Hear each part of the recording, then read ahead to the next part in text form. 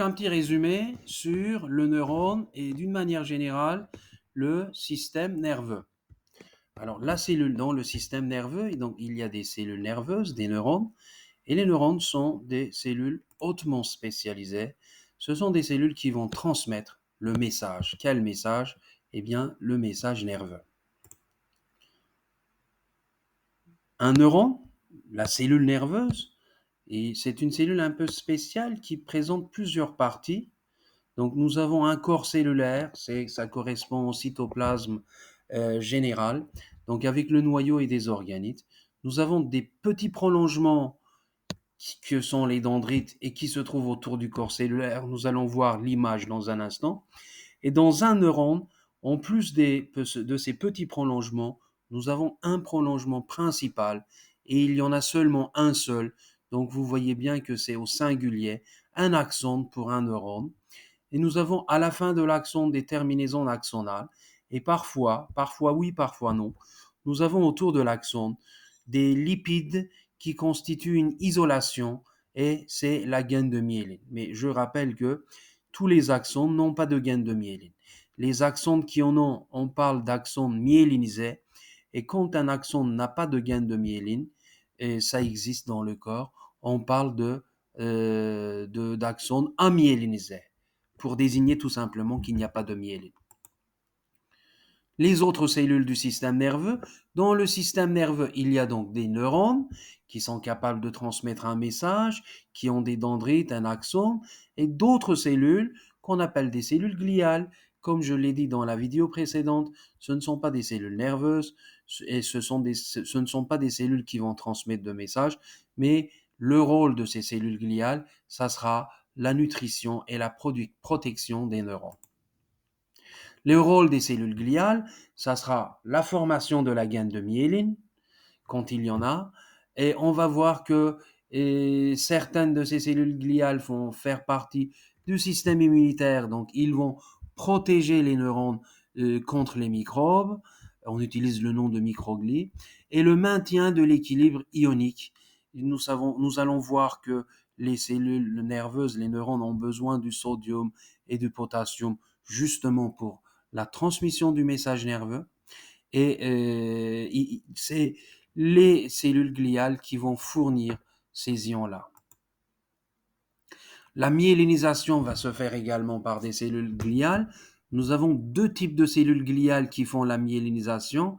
Alors, dans le système nerveux périphérique, ce sont ce qu'on appelle des cellules de Schwann, qui vient du nom du scientifique qui les a découverts, qui vont faire la myélinisation. Et dans le système nerveux central, ce sont les oligodendrocytes. Donc, si on pose la question, quelles sont les cellules qui font la myélinisation? Ce sont des cellules gliales qui vont faire la myélinisation et nous avons deux types de cellules gliales qui font de la myélinisation, cellules de Schwann dans le système nerveux périphérique et les oligodendrocytes dans le système nerveux central. La présence de la gaine de myéline et autour des axones interrompus par des nœuds de Ranvier, on va parler de conduction saltatoire. Donc vous voyez un neurone, comme je l'ai dit au tout début, nous avons des dendrites, nous avons le corps cellulaire et nous avons un prolongement principal qui va jusque là. Un axone, ça peut être très très long, hein, ça peut atteindre 1 mètre, 1,5 mètre. Et à la fin de l'axone, nous avons des ramifications, plusieurs terminaisons axonales, et bien, qui vont pouvoir faire des synapses avec des dendrites d'autres cellules. Et qu'est-ce que vous remarquez autour de l'axone de cette cellule-là? Vous avez des structures qui entourent l'axone. Ce sont des isolations, une isolation électrique. Et le message ne pourra pas passer au niveau de ces isolations. Mais on voit bien que ces gaines de myéline ne sont pas continus. Ils sont interrompus à intervalles réguliers. Ces petites régions où l'axone reste nu, eh bien, on les appelle des nœuds de Ranvier, d'où le nom du scientifique Ranvier qui les a découverts. Et le message va sauter de nœud de Ranvier au nœud de Ranvier. Et donc, ça va être ces nœuds de Ranvier qui seront des régions de dépolarisation. Et on dit que la conduction est saltatoire. Je rappelle également que le message nerveux est un message unidirectionnel. C'est toujours dans le sens dendrite, corps cellulaire et axone. Ça va toujours dans ce sens-là. Donc, différence entre neurones myélinisés qui contiennent de la gaine de myéline autour des axones et qui n'a pas de gaine de myéline autour des axones. Voilà, la gaine de myéline augmente la vitesse de la propagation du message nerveux. On peut dire que environ, grosso modo, en présence de la gaine de myéline, la vitesse est 10 fois plus vite par rapport à des axones sans myéline. Donc, 12 mètres par seconde la vitesse de la transmission de messages, 12 mètres par seconde dans un axone amyélinisé. En revanche, 120 mètres par seconde dans un axone myélinisé. Donc, ça va beaucoup plus vite. On peut classer les neurones en fonction de leur forme. Hein. Nous avons des neurones qu'on appelle unipolaires, bipolaires, multipolaires. En fonction de la disposition de leur dendrite, nous pouvons faire des classifications, mais la classification des neurones en fonction de leur rôle, c'est beaucoup plus important. Nous avons des neurones moteurs qui vont être responsables de la mobilisation des muscles, de la contraction musculaire en réponse à un stimulus peut-être, on va les trouver dans le système nerveux central. Nous avons des neurones intermédiaires qu'on va trouver dans le système nerveux central et nous allons avoir des neurones sensoriels qu'on va trouver dans le système nerveux périphérique.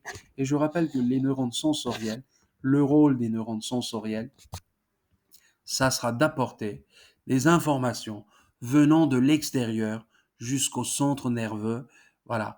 Et par le neurone intermédiaire, le neurone moteur pourra répondre à ce stimulus. Voilà. Et le schéma classique, c'est que vous avez un stimulus qu'on va recevoir par nos 5 sens. Les stimulus viennent de l'extérieur, ça peut être un bruit, ça peut être une lumière, ça peut être une douleur, une sensation. Voilà, le stimulus, c'est quelque chose qui vient de l'extérieur. Ça peut venir également de l'intérieur. Vous pouvez avoir mal à l'estomac et ressentir cette douleur. Donc le stimulus, il va au récepteur. Le récepteur, c'est l'organe sensoriel. Et le récepteur, il va informer le neurone sensoriel et entre le neurone sensoriel et le neurone moteur, vous allez avoir le neurone intermédiaire, araneuron, et le neurone moteur qui a reçu ce message, il va aller jusqu'à l'effecteur. En général, l'effecteur, ça peut être un muscle, mais ça peut également être une glande endocrine pour qu'il sécrète des hormones. Voilà. Donc voici le schéma qui commence avec le stimulus uyarı et à la fin, nous avons un effecteur qui répond à ce stimulus. Et entre les deux, donc vous avez le récepteur neurone sensoriel, neurone moteur.